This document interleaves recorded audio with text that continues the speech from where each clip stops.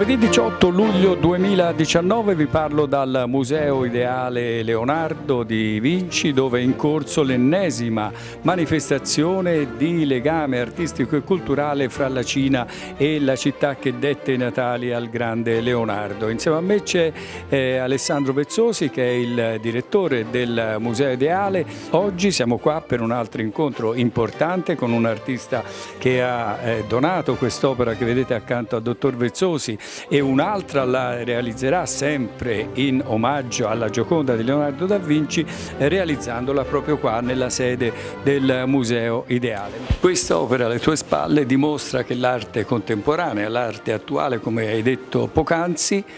non può prescindere dall'arte dei secoli trascorsi. Diciamo che tutto quello che è un confronto, è un dialogo, contribuisce a sottolineare quanto già hanno affermato artisti da De Dominicis a Bilviola, che l'arte è sempre contemporanea, ma sempre dialoga con il passato e si proietta nel futuro. Questo consente, in questo caso, per questa serie di eventi all'interno della mostra Leonardo Vive, che lo sottolineo si svolge nell'anno del quinto centenario della morte di Leonardo, ecco, consente di sottolineare la vitalità di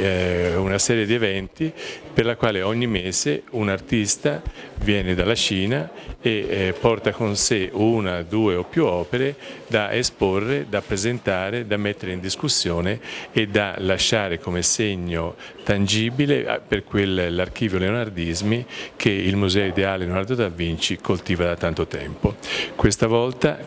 oggi, è Leng Jun, un famoso artista di un'arte iperrealista, superrealista, decisamente sorprendente per aspetti tecnici e anche concettuali, che ha dei riferimenti sicuramente in situazioni italiane, basti pensare a Domenico Gnoli per esempio, e poi più internazionali all'interno appunto dell'iperrealismo. E attualmente, questo è interessante, lui sta realizzando, ha soltanto sospeso i lavori, un ritratto di una modella italiana, fiorentina, nelle vesti e negli atteggiamenti della Gioconda. Vesti non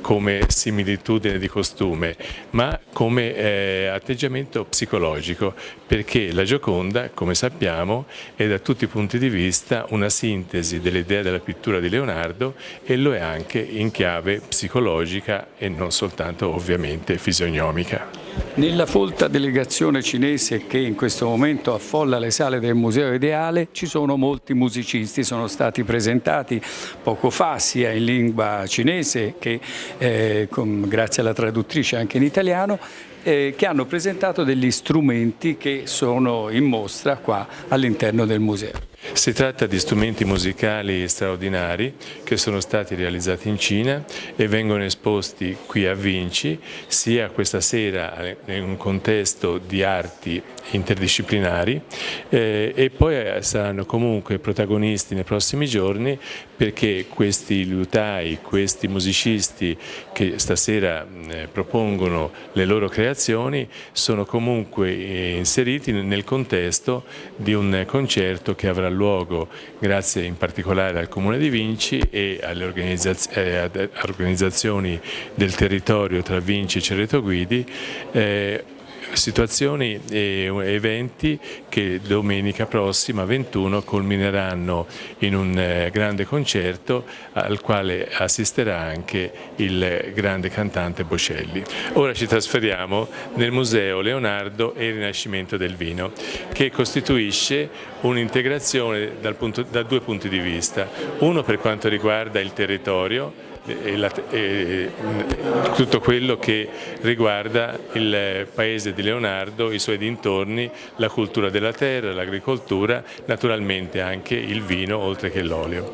Non è trascurabile questo fenomeno, tutt'altro, perché Leonardo, come dimostra per esempio un codice manoscritto della fine del 400 proprio davanti a me, ha origini in una famiglia che non era solo di notai, non era soltanto soltanto il nonno mercante, non solo avevano una fornace di ceramica, ma traevano risorse economiche e attività produttive dalla coltivazione della terra, e in questo caso una portata al catasto ci mostra come lo zio Francesco, nella scrittura del padre di Leonardo Serpiero,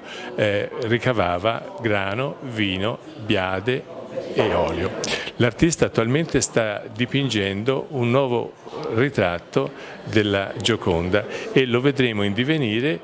a immagine in parallelo a una tavola rotonda alla quale parteciperà lui stesso insieme a un professore dell'Accademia delle Arti del Disegno di Firenze, con introduzione di Andrea Granchi.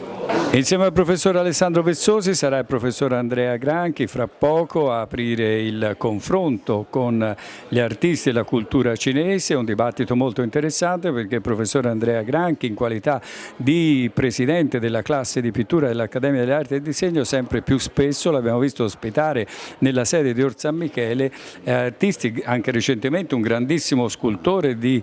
statura mondiale, e quindi anche questo incontro si preannuncia molto interessante.